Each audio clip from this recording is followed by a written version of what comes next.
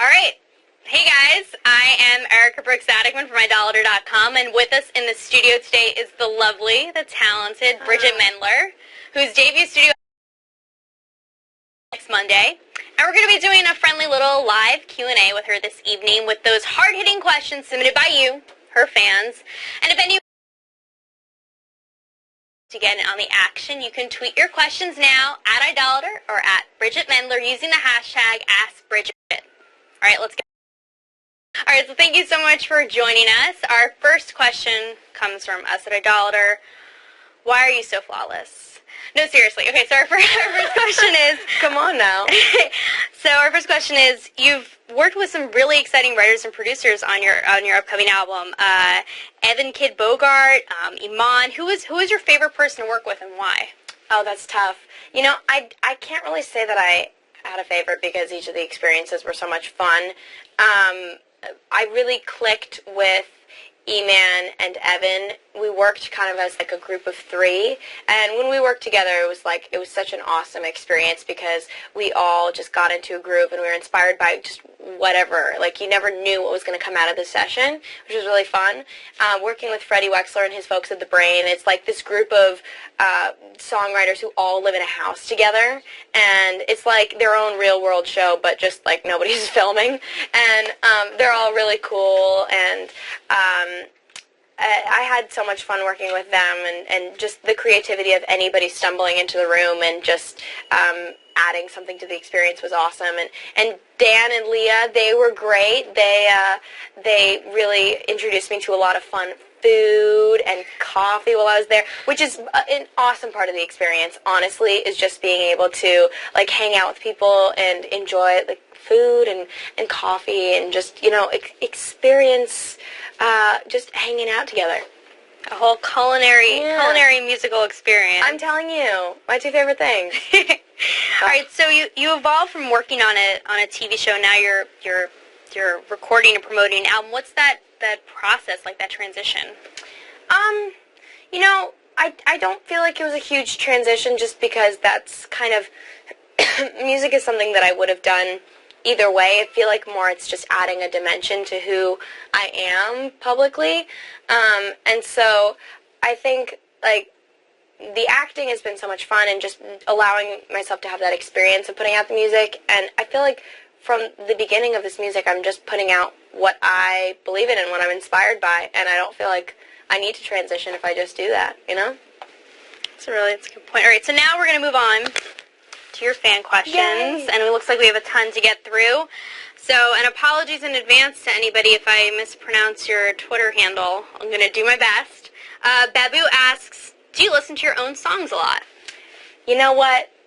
Yes, I do, just to be completely honest. Partially, I listen to them because I'm, like, trying to figure out, you know, what's going on with them and just to decide what I like and what I don't like about them. And then part of it is just because it's so exciting for me to have my own music. I just think it's so cool that it's actually me who's singing that. So I think that that's part of what's exciting to me about it.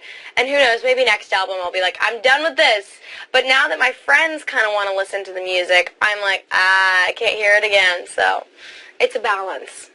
Alrighty. Babu, there's your answer. All right, next is Nivi, who's curious, are you obsessed with electronics or gadgets? Am I obsessed? Yeah, I think so. I mean, I think my phone, probably. Especially when I'm traveling. I feel like it's very important to stay in contact with friends and family and to share my experiences with you guys and to, you know, show, like, what's going on in the world. It's your way of feeling connected. And I feel like maybe that's the hindrance of technology these days is you feel like you need that in order to feel connected. But I think, you know, it depends on how much you let it control your life. That's a good point.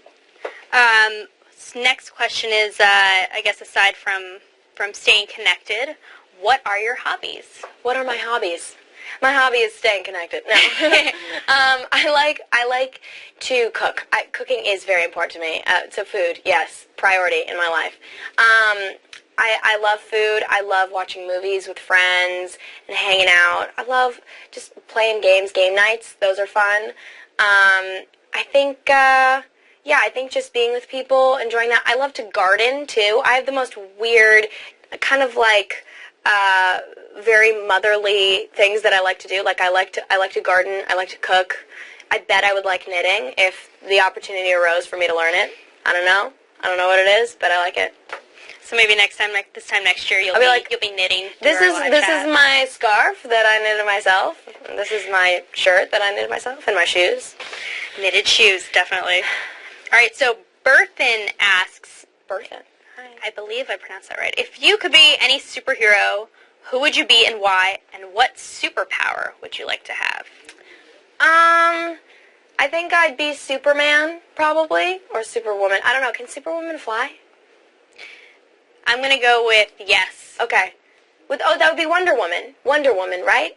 I don't know. Wonder Woman Guys, can fly. I need to get my superhero straight. But, I like Wonder Woman because she can fly. I would want to fly. And there you have it, Berfin. Simone asks, what 2 words best describe you? 2 words. I'd say I'm very nerdy. I'd say nerdy is probably a good one, but like in the way of just kind of, I think there's the good side of it where I don't really care too much about like just doing crazy things, but then I think I can overanalyze things a lot, so that'd be my second word, over-analytical or something, analytical, I don't know.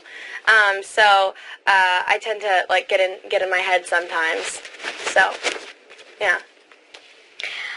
Alrighty, so Helena Roxas tweets, what's it like to be releasing your first album? Releasing my first album. I'm so excited. I can't wait to share the music. I'm very excited, and I feel genuinely proud of what it has come to be, and so I'm just excited for everybody to hear, and I'm anxiously awaiting their feedback. Alrighty. Sarah Soda188 tweets, what's your favorite song you've ever written? Favorite song I've ever written? Well, Sarah. I really like,